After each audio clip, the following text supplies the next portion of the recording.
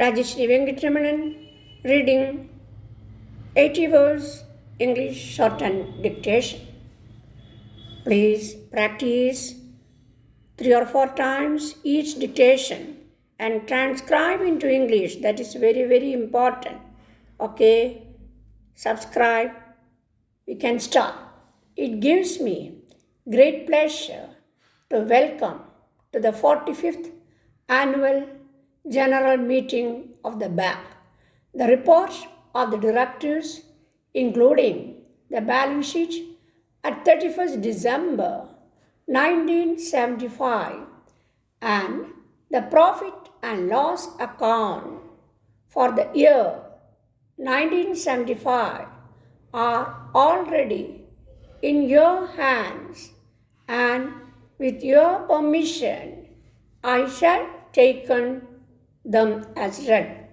While restraint and discipline continue to be the main ingredients of credit policy, with the main object of containing inflation, Reserve Bank of India provided selective and necessary support to the commercial banking system while maintaining high interest rate structure. The policy aimed at reducing inventories and ensuring a more efficient deployment of credit in accordance with national priorities.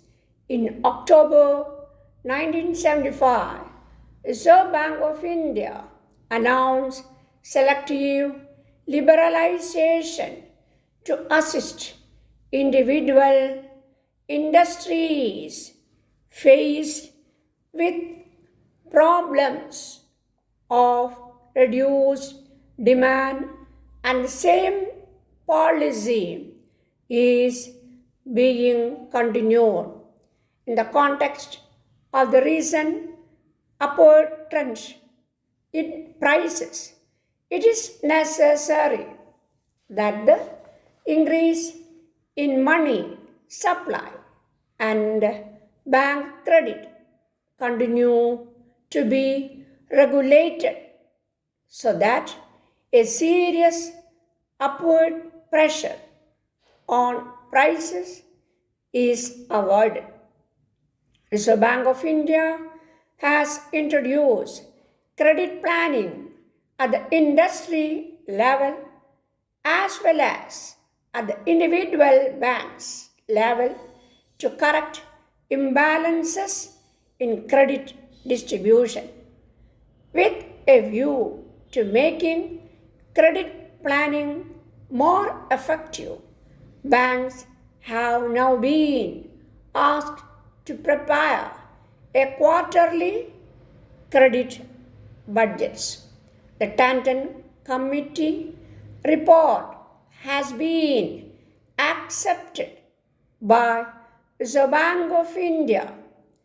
The guidelines for a follow-up of bank credit of 15 major industries and for working capital finance have been spelled out by the committee. Banks have been directed to implement the norms with flexibility based on peculiarities of different industrial units. The 20-point economic program announced by the Prime Minister in July 1975 has given a new sense of direction to the economy and the nation. It provides clear guidelines for the banking system. It could be characterized as the second New Deal of this century. after the first one brought about by the American president when that country was going through economic travails. Banks are directly concerned with the implementation of 12 points.